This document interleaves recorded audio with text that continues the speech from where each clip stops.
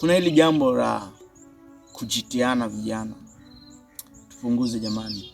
Wengine wanaacha masomo, mabinti wa kiume wote, ambayo inamfanya mtu huyo kuwa katika maamuzi ambayo sio sahihi. Sasa tuachane na hayo. Hakuna kitu kibaya kumchiti mtu ambaye mlikubaliana vizuri, mkaelewana kwamba mimi sitakuacha, tutakuwa na wewe. Hakuna kitu ambacho kitatutenganisha mimi na wewe, bali labda kifo ndicho kitatutenganisha. Lakini kwa vitu vingine au kwa sababu za watu wengine havitakuwa sababu ya sisi kutengana. Alafu mwisho wa siku inatokea tu dhuruba katika safari hiyo ya mahusiano. Inatokea aidha wa kiume aidha wa kike anamchiti mwenzake.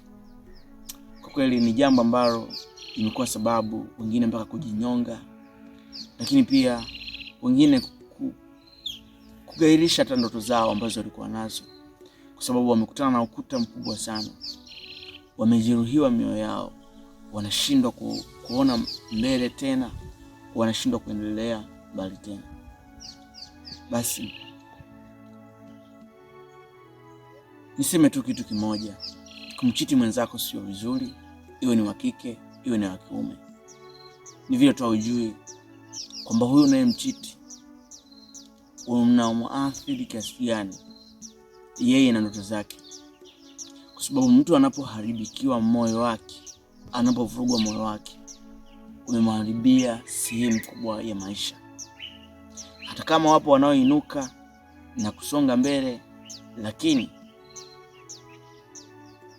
ni jambo ambalo laiti lingekuwa kwenye mzani likapimwa kwamba ni maumivu ya kiasi gani ambayo ameyapata, yani wengine mpaka nusu ya kufa, yani wengine hata kubaki tu robo poteze uhai. Ndio maana kama nilivyosema, wengine hata kujiua pia. Unaona, kwa sio vizuri. Ushauri wangu pia kwa pande zote mbili kwamba mtu kama unaona hamwezi kuendana, basi mwambie tu mapema.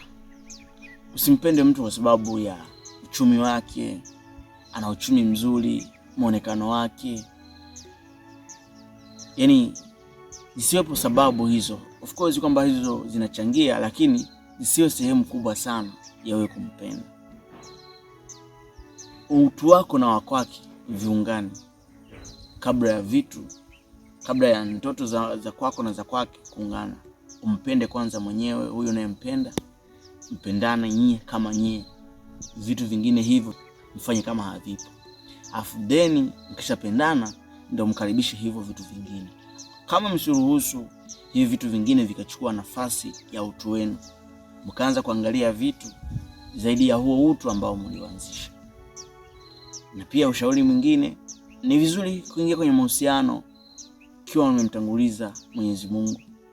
Hiyo inasaidia pia kwa sehemu kubwa. Hata kama likitokea jambo la kutokea, inakuwa heri, unakuwa na ujasiri kidogo kumwendea Mungu kwamba Mungu, mimi nilikuomba mtu huyu, lakini tazama kuna sitofahamu, kuna mambo ambayo siyaelewi mimi. Hapo sasa ni baada pengine ya kuzungumza mazungumzo yenu, labda mambo unaona hayakai sawa, una ujasiri kumwendea Mungu kwamba Mungu, nilikuomba, sikwenda mwenyewe.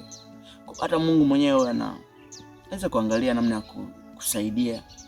Na hata kama ikitokea labda mkaachana, mkachitiana, Mungu anaweza kufanya mlango mwingine ambao hautakuingiza kwenye majeraha ambayo anaweza kuyapata mtu ambaye aliingia kichwa.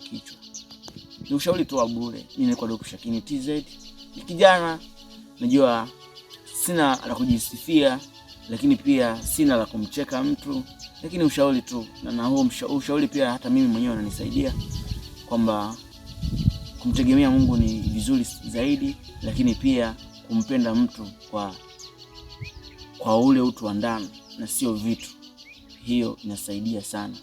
Dope Shakini TZ, na hiki ni chombo cha habari cha DSB TV, DSB Media, na nyuma ya kamera yupo Paulo Mpole.